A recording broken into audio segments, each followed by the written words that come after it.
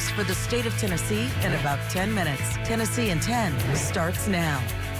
Good morning and thanks for joining us. I'm Amanda Hara. 2 people were shot and killed near a high school in Memphis. It happened during daylight hours and it forced the school to go onto lockdown. This happened near Booker T. Washington yesterday afternoon. Police have not said if the victims were students of the school, but those who heard what happened say enough is enough.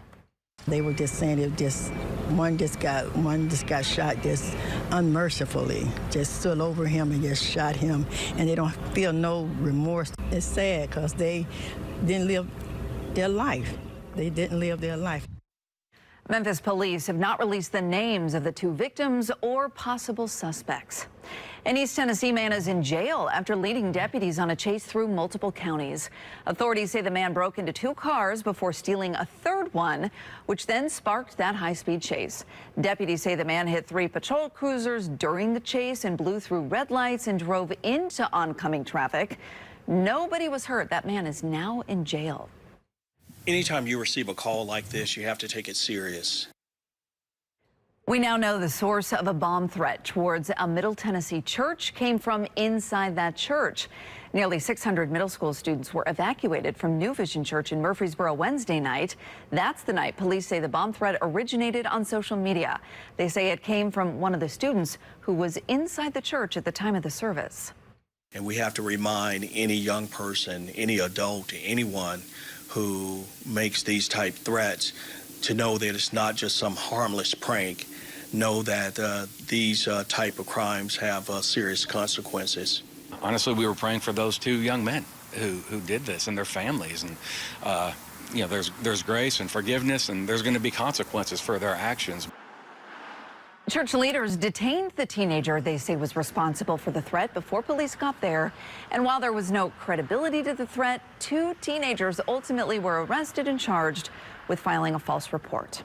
Witness testimony underway in the federal corruption trial of former Tennessee House Speaker Glenn Cassada and his former chief of staff, Cade Cothran. Today, Speaker Cameron Sexton is expected to testify. Prosecutors say this is a case about powerful people in politics, trying to line their pockets using a special pot of state money. Cassada's lawyers told the jury he did nothing illegal and that it's only gotten to this point because current Speaker of House Cameron Sexton wanted Cassada out.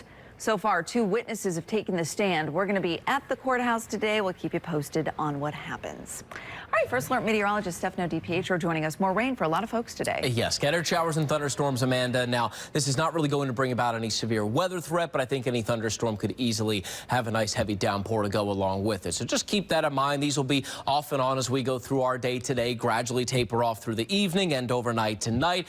Good news for the weekend. Improving weather across most of the state, waking up in the 60s on Saturday with pretty good sunshine, mixing clouds and sun throughout the day. There may be a very isolated shower Saturday. Most of us see nothing. Most of us are in the 70s to maybe ending up near 80 out near Memphis. As we work our way through the remainder of the weekend, a shower will try to sneak in to West Tennessee. That happening in the day on Sunday. Most of the state, though, is going to end up staying dry. So if you do have outdoor plans on Sunday back through Memphis, maybe up to Tiptonville, get ready to work around some rain. But it really does look like everyone is going to find enough dry time this weekend to get in some outdoor plans, Amanda.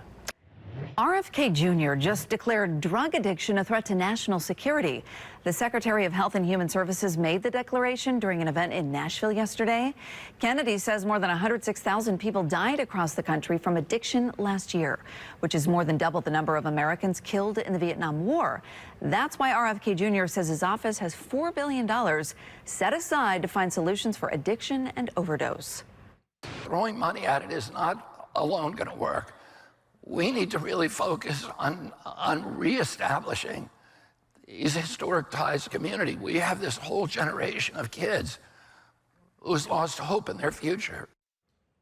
RFK says he wants the money to be used on those 12-step programs and funding for drugs that help with drug addiction. A decades-old Memphis law firm has resigned from the Tennessee Bar Association, saying the TBA has remained silent in the face of the Trump administration's, quote, unprecedented assault on the rule of the law, end quote. Dennady Law Firm gave numerous reasons why they no longer want to be a part of the TBA, including what the firm calls quote, executive overreach against the judiciary by President Trump's administration. Dennady Law has served Memphis in the Mid-South for more than 40 years. Well, the city of Sevierville and Camping World waiting on a court date as the two to continue to be at odds over Camping World's American flagpole.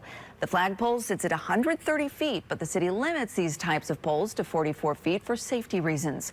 The city filed a complaint in March demanding the business be fined $50 a day for violating the ordinance.